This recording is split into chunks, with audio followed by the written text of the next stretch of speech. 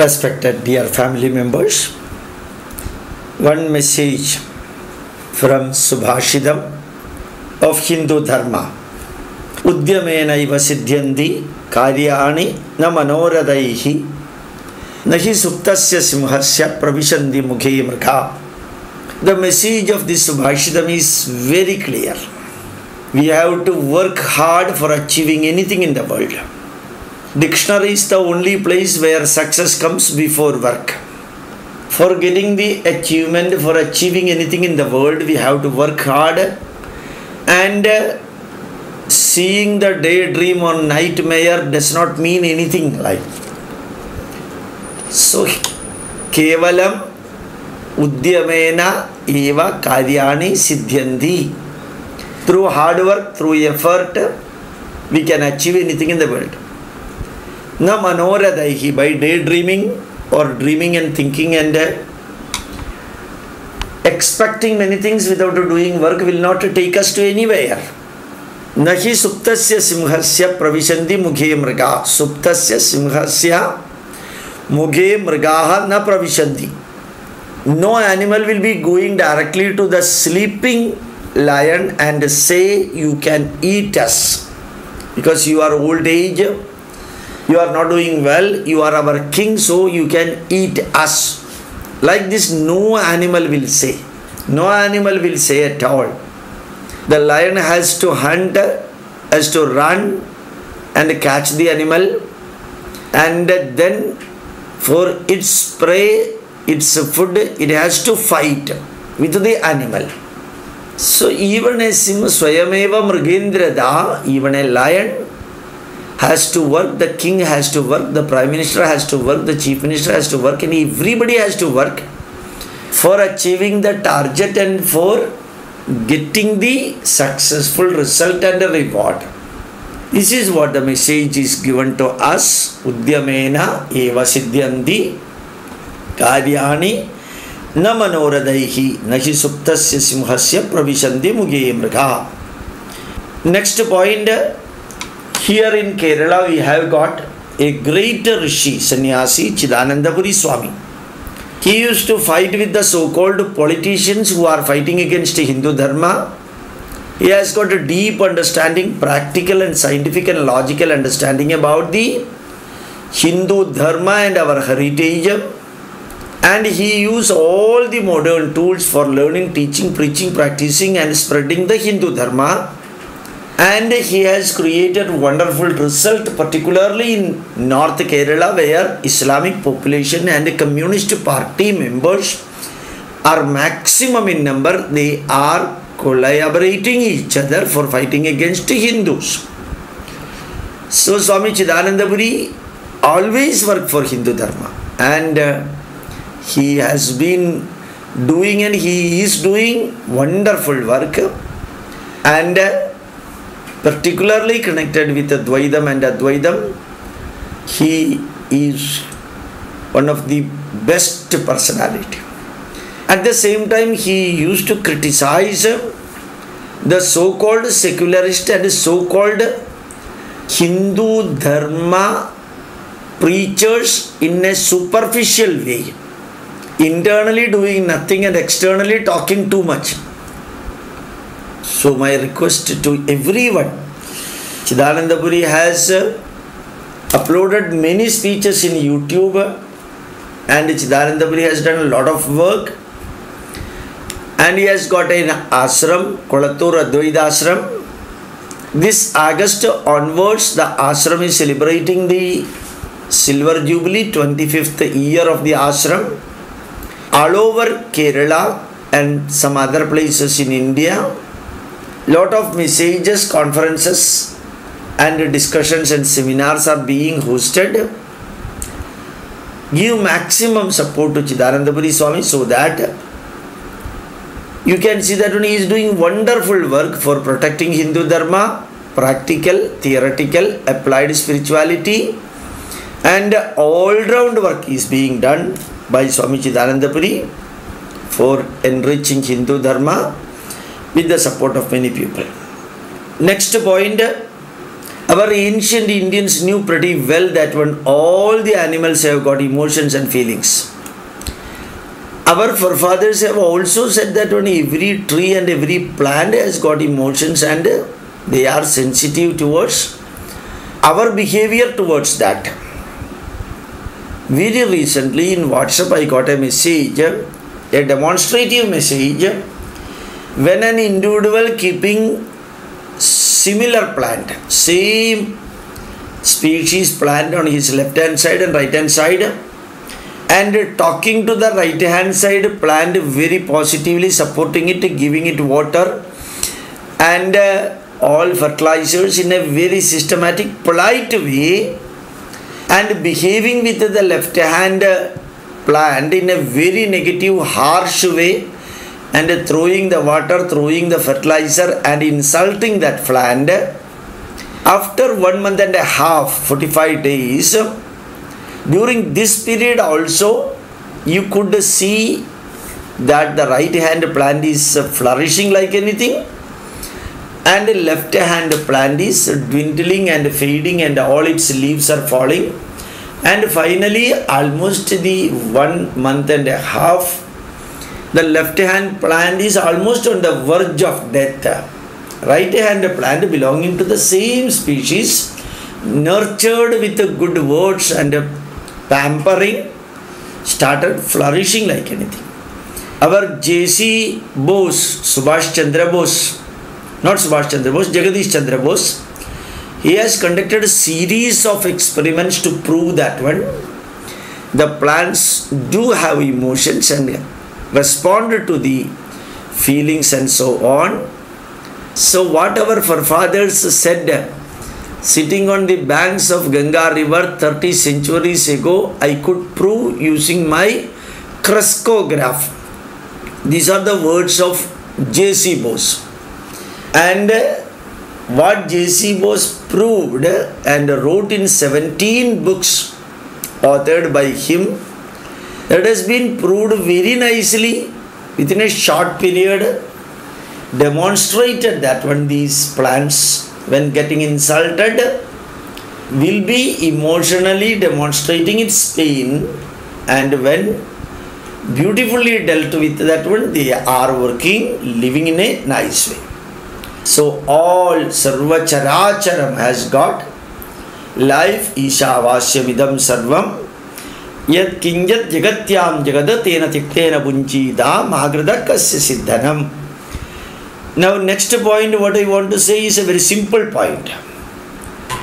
We the Hindus should say, I do not know. If a question is asked by somebody and the answer of the question is not known, the person to whom the question comes should have the courage, they should be bold enough to say that when I do not know the answer. Instead of giving a wrong answer or a distorted answer or beating around the bush, Christians have got only one book, Muslims have got only one book, Buddhist has got only one book, whereas Hindus have got thousands of books. One cannot even read all these books within 10 Janmas. So anybody can ask any question connected with any of our Hindu Dharma. So the individual whom listening this question may not be in a position to answer. Instead of that, generally what the Hindus do, they roll and give some other answer for some other question instead of directly answering the questions. So it's our bound duty to say, if you know, tell that I know, I will be giving you the answer in a straightforward way. If I do not know the answer, tell boldly without bowing your head, I do not know the answer because I have not studied that one. If somebody is asking you about Vedas, you can say that one, I have not studied Vedas, so I don't know anything about Vedas. Why you did not study Vedas? I did not get the opportunity. I was not aware that it is compulsory that we have to learn Vedas. It's not compulsory that you have to learn Vedas. So remember, very, very politely say that one, if you do not know, you don't know. Many a times Hindus always roll and beat around the bush and come to the truth of exposing his ignorance about the subject and about the questions. So my only request to you, if you do not know the subject, tell that I do not know the subject. If you do not know the answer for the question, tell that I do not know the answer for the question. This is important. This is very important. If you give a wrong answer for a question, then it is insulting Hindu Dharma. It is harassing Hindu Dharma and Hindus. Nothing wrong in telling that I do not know the answer if you do not know the answer. If you know the answer, give it crystal clear word by word within a short period, short lines, few lines give the answer. So don't try to bluff. This is the message that I want to give. Next point what I want to give, there are hundreds and thousands of commentaries for each literature. Bhagavad Gita has got so many commentaries. Vedas do have so many commentaries. Ramayana has got many Ramayanas are there in Malayalam. 200 or 250 Ramayanas in Malayalam. More than that in Tamil, more than that in Andhra, Telugu. Almost the same number of Ramayanas are there in Karnataka and other places. Anybody has got the freedom to write a commentary in his regional language or national language or in Sanskrit or in English. That is his freedom. Nobody restrict anybody else's freedom in writing a commentary or translation for any Hindu religious book. It is the reader, and it is exclusively the reader who has to decide which book should be read, which is relevant, which is more understandable, which is more legible and scientific and logical in the 21st century.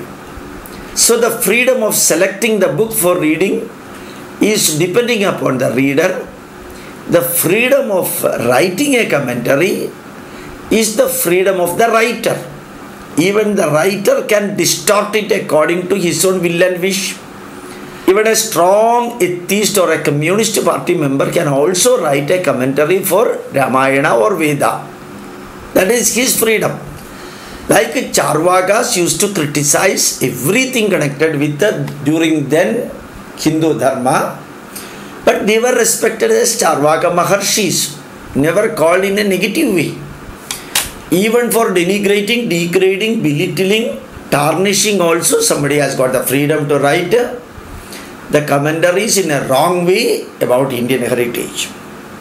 But when you follow, when the argument connected with the original literature comes, these type of misinterpreted, wrong commentaries should never be quoted and not allowed to be quoted. Politely it should be rejected for justifying the superstitions of Hindu Dharma if somebody is trying to that one using this wrong commentary. So commentaries, writing the commentaries, the freedom of the individuals, but wrongly using these wrong commentaries for justifying a wrong thing in Hindu Dharma, that should not be permitted. It should be fought with intellectually, not with muscle power. Another point I would like to say very reasonably, one Devi Menon, a good looking Nayar family member, got converted into Christianity. And she started misinterpreting the Vedas and Vedic mantras and Prajapati, Brahma, Vishnu, Maheshwara and so on, and started connecting with Jesus and the Bible. So Bible cannot exist by itself. Jesus cannot exist by itself. So elevating Jesus by quoting Prajapati from Veda.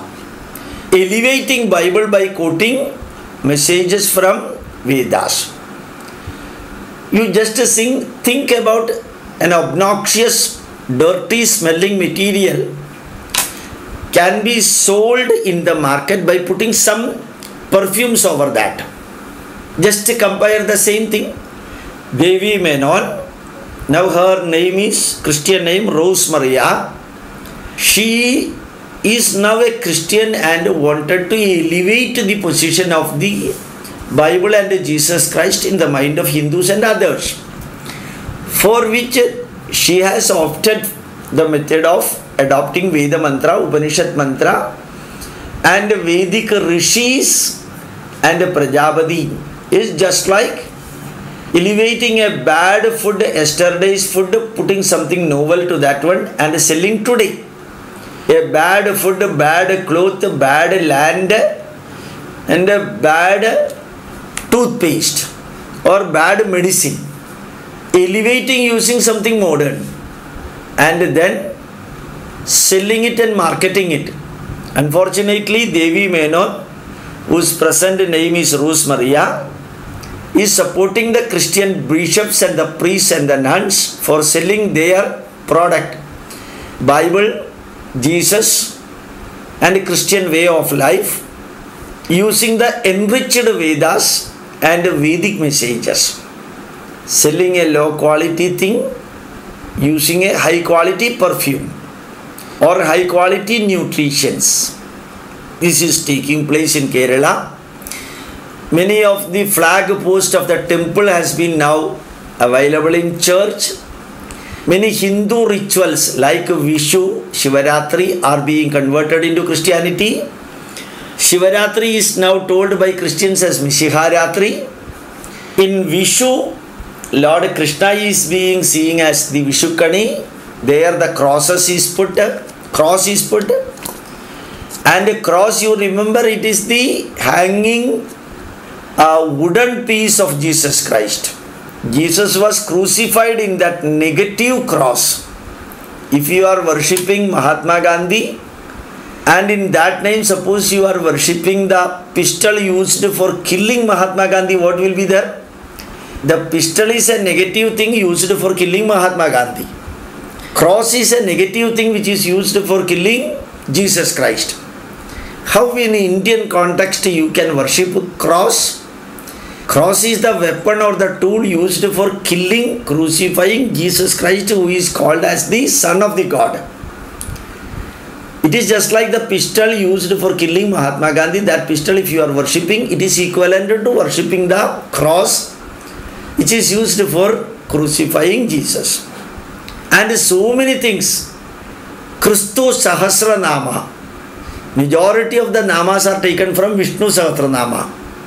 And just like Trishur Puram, church Purams are there. Panjavadyam, temple mantras, temple customs and rituals, temple musical instruments are all getting transferred to Christianity, because the religion which got rejected in America and developed countries, Europe and England and Canada, that should not get rejected in India, for which Indian values are incorporated with the primitive Christian values, which is getting rejected world over.